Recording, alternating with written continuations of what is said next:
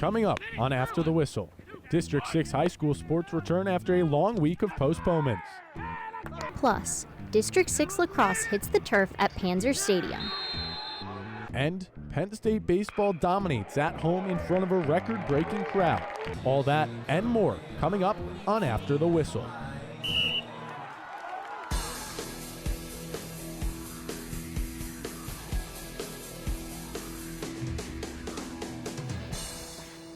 Welcome to After the Whistle. I'm Justin Chevalella. The rain has finally gone away, and the old man is no longer snoring. So we'll bring you updates with games around the District 6 area. And I'm Annika Wagner. Penn State baseball's offense wasn't snoring either. We'll catch you up on a pair of Nittany Lion baseball games. But first, let's head over to Panzer Stadium. State High and Cumberland Valley met for the battle at Panzer Stadium, and the game lived up to the title. The Eagles came in a 3-1, coming off a win over Mechanicsburg, while the Little Lions were unbeaten at 4-0. After thumping Carlisle at home, Bryce Starritz opened the scoring for CV with a bouncer to make it 1-0. Starritz the star. Cooper Brushwood responded with a bouncer of his own after fending off that check to tie it at 2. 6-2 State High in the second, and off the faceoff, Aiden Viscount takes a hit, and you can see some of the frustration afterwards.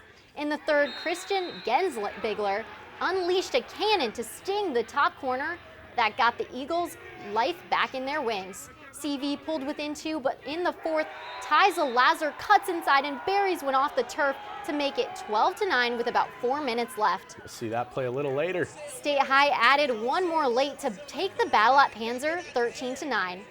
Cumberland Valley fell to 3-2 and added another loss and win after to sit at 4-3. They host Chambersburg tomorrow. As for State High, they moved to 5-0 and remain unbeaten after beating Chambersburg on the road and will host Central Dauphin tomorrow. Our reporter Jenna Wisman was at the game. Jenna, how special was it for these players to have the opportunity to play at Panzer Stadium? Thanks, Annika. Not many high school players can say they've played on a collegiate field, but both teams rose to the occasion and took on this special opportunity. Let's take a look. State High hosted their conference matchup against Cumberland Valley at a different location Thursday night, Panzer Stadium.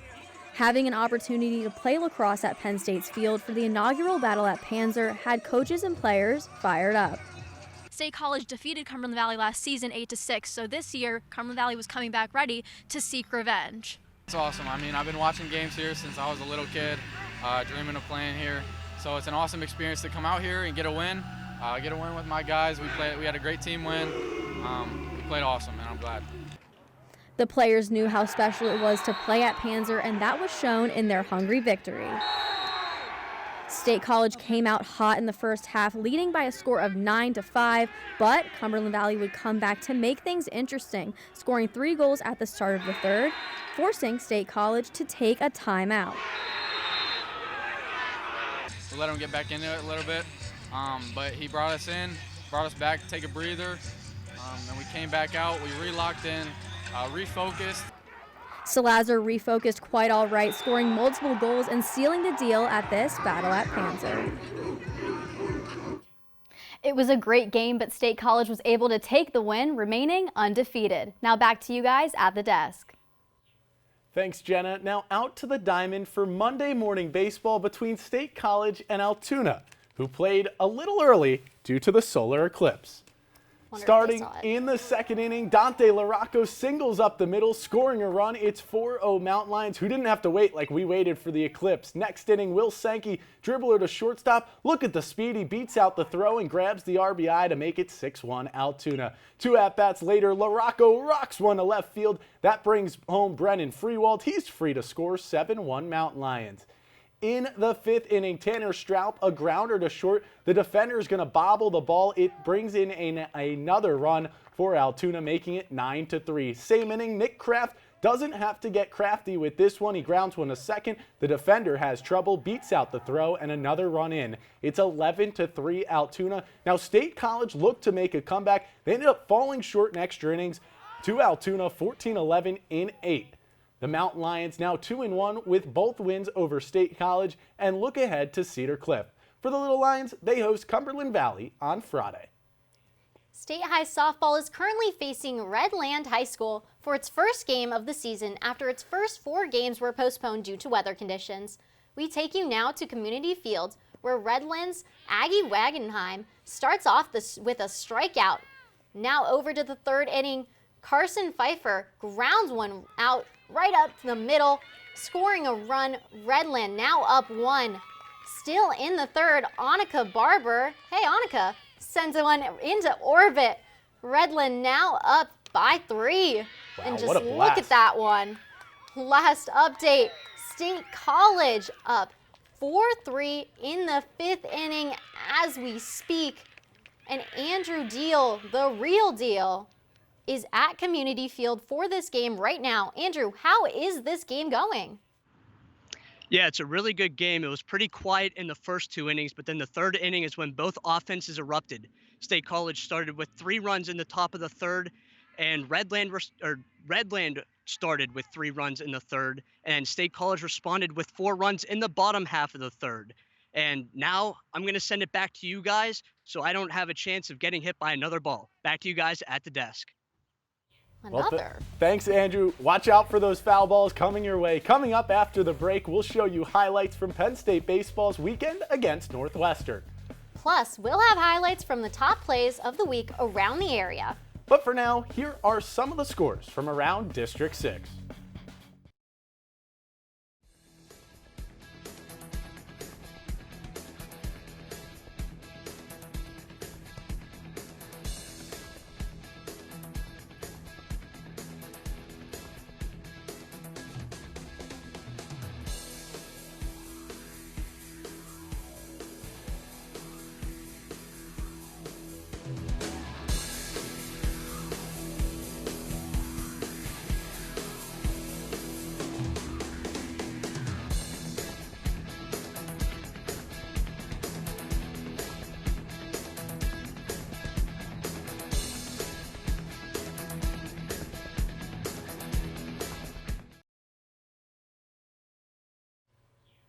Welcome back to After the Whistle, brought to you by Com Radio, the Center County Report, and Penn State's chapter of Awesome. Penn State baseball hosted Northwestern this past weekend after getting swept by Illinois a series ago. It was a beautiful day at Medler Field as Penn State comes in looking for the sweep Sunday against Northwestern after winning the first 2 games in the series. Bryce Molinaro is going to put the Nittany Lions on the board first with a single to left field to send in 1 run. The Nittany Lions would, get another run when Bobby Marsh lines this drive to right center field. Another run comes in that put them up 3-0 early. But Northwestern was down but not out as Preston Knott hits a double over to left center field to get the Wildcats on the board. You're going to watch the runner come around to score right here. Still trailing 3-1, but they're chipping away. That is until we move ahead to the bottom of the 5th inning. Penn State running away with it. Adam Sasiri, a bases-loaded single to send 2 runners home. Found the gap there. And the blue and white went on to win by the mercy rule 15-1. After that series, Penn State advanced to 16-12 overall, while Northwestern fell to 10-18. The Nittany Lions then looked to continue their winning streak on Tuesday night against Fairleigh Dickinson. Speaking of, schedule changes did not stop Penn State from playing Tuesday night as Fairleigh Dickinson stepped up to the plate. Also to note, over 6,000 hot dogs were eaten from a record crowd of about 5,000 fans. Shout out to all of you Nittany Lion faithfuls. Starting in the 2nd inning, Bobby Marsh ropes one onto the left field wall. Joe Jakonski gets the third base coach's waving to send him home to score. Nittany Lions now up 5-0. See the arm circles on the third base coach there. Definitely getting the arm workouts in. Now to the 6th, Marsh dribbles it to the second baseman, and it just squeaks by him right there to the right fielder, forcing him to make a play at the plate. Not in time though, Jakonski would score again, 9-2 Penn State. Leading off the bottom of the 8th, Adam Sasiri, no doubt about that one, 419 feet over the right field wall, and that would clinch the run rule. Nittany Lions cruise past the Knights, taking FDU down 12-2. Penn State now 17-12 on the year, heading to Bloomington this weekend to take on the Indiana Hoosiers. Last year, the Penn State football team hosted its first blue-white scrimmage game in over 4 years. The game featured a solo touchdown by Amari Evans scored at the end of the first quarter and a field goal by the blue team led by Drew Aller. As it was a quiet day for the offenses, the defenses dominated and the blue team went on to win the 2023 Blue-White game 10-0. This year's Blue-White game is just a couple of days away as kickoff is set for 2 p.m. on Saturday at Beaver Stadium. Preparation continued last night with another one of the 15 practices allotted in the spring semester. Despite some minor bumps and bruises suffered throughout the spring, the Nittany Lions believe they have enough depth to give this a real game feel. Rosters have yet to be announced, but behind the scenes, James Franklin has his hands full making this a competitive game. I'm just kind of breaking it up.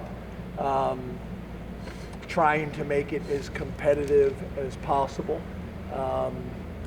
So strategically putting guys on both teams that I think the game has a chance to be competitive.